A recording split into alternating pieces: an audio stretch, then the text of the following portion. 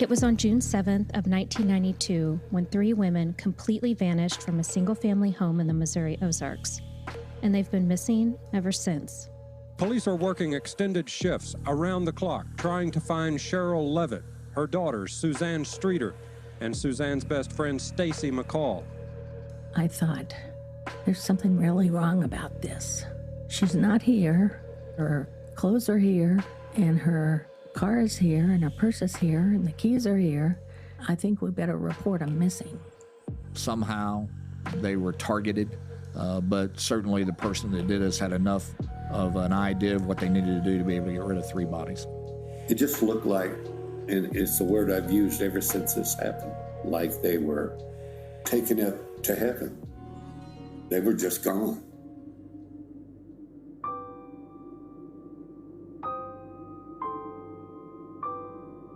This is the Springfield 3, the story of 3 missing women who forever changed a small Missouri town and the people in it. There was no DNA at the scene and no bodies have been found. All that's left are some tattered missing posters and a lot of theories. So what really happened? To make one person disappear would be difficult. To make 3 disappear is nearly impossible. Subscribe now wherever you get your podcasts. Okay, it's a story many of us know, all too well. The Springfield 3, a case that shook the city of Springfield and to this day has yet to be solved. To shed new light on this case is a podcast titled The Springfield 3, A Small Town Disappearance. And here to talk to us about it is Springfield native Ann Rodriguez Jones. Thank you for showing up. Thank you for being here. Thank you. Thanks so much for having me. What drove you into doing a podcast about the 3? Well, I'm from Springfield. I haven't lived here in a long time, but I grew up in Springfield. My family's lived here for generations. My mom went to Kickapoo, my dad went to Central, and I went to Parkview. So I was 12 years old when this happened. So it was something that I vividly remember and has kind of always been, a historic story that lives in the fabric of Springfield. Oh yeah, I mean, I wasn't even born when this had happened. So I have grown up hearing bits and pieces of it. I've listened to the podcast, the 4 episodes so far, so I learned a lot from it, just, what I hadn't known before. I mean, you know 3 people went missing, but you don't know all the details of it. So there's a lot of insight.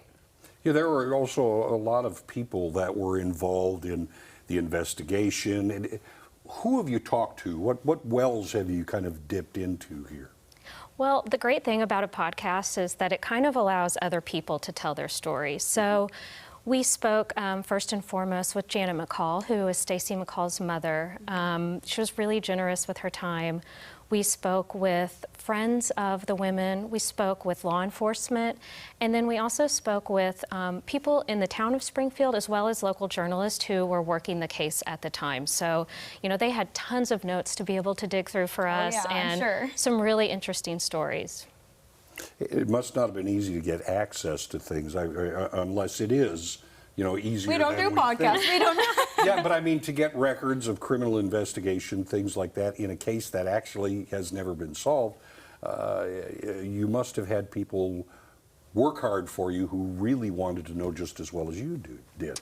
Yeah, so you can find some of those online, but you're right. When you have, something that's still ongoing, it is more difficult to get into some of those records, which is why we really, reached out to people who were a part of this during the time, who remember everything and who generously, told their stories from their perspective. So they kind of helped to fill in some of those blanks. So you were able to interview a decent amount of people. Was it hard to get some people to want to talk, or were most of them forthcoming with information? So yes, some of them, there were some people who are still, alive, that when this happened, they have retired, or they might not want to speak about it anymore. For some people, it was such a heartbreaking case that it's just not comfortable for them to do press on it. Oh, yeah.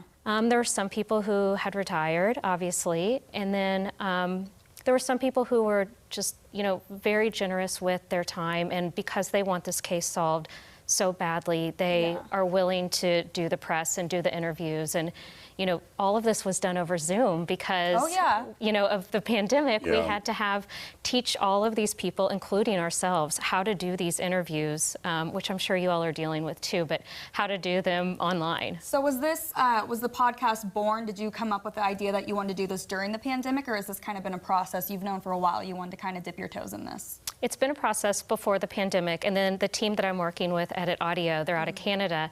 They came in initially and we did interviews, and we went to the house where presumably the women were taken from, and then the pandemic happened. And so we completely had to just, you know, take a totally different turn on this, which ended up working well. It just took a little bit longer. Now, there are so many things that are involved in this case. Of course, you know, you have what evidence there is, you have fact, but you also have a lot of rumor that, I mean, even persists to this day. How are you chasing all of this down? And with the advancements that have been made in forensic science since then, is there anything new that's out there? As far as people's theories and rumors, we really just try to present what people have been speaking about. So whether it was something that, you know, someone might have some, you know, facts behind it, we'll present that. And then things that people have heard, you know, there were rumors that I heard my entire life growing up about this. So we certainly present those, and then we kind of have experts who say, you know, this is plausible or this is not plausible. For me, it was really just a platform to tell the story. It wasn't, you know, for me to solve this or anything. It was just to reach a broader audience and hope that more people can hear about this. And I'll say, from listening to the podcast, I think you guys do a really good job of, you know, talking about the different theories and rumors and things like that, but also letting people know, like, hey, this is more believable, or there is some truth to it. I think you did a really good job with that. Because I'll say again, for me, I only knew bits and pieces of this, so listening, it's like a story being told to me all over again, but with all the pieces of the puzzle. Thanks. All right, how do people keep track of what you're doing? Where do they go? What times? Things like that. So it's an 8-episode series, and we launched with 3 episodes, and we're launching a new episode every Tuesday. So the 5th episode will come out tomorrow. We really tried to time it around the anniversary because today is the 29th anniversary of the disappearance. So we really worked to have that timing surround that. And there might be some opportunities for a follow-up episode depending on what comes out of all of this. Awesome. So you can find it wherever you listen to your podcast. That's right. You can find it on Spotify, on iTunes, on Audible. So anywhere you can find podcasts, you're good to go. And you guys, I can't say it enough. You need to check it out. Very interesting, really good information. With that being said, thank you for joining us today. Thank you so much for having me. I really appreciate it. Anytime. All right, well, up next, I'm the producer, and even I can't stop this from happening. Turn Back Time is next. I found my happy place. We'll be right back.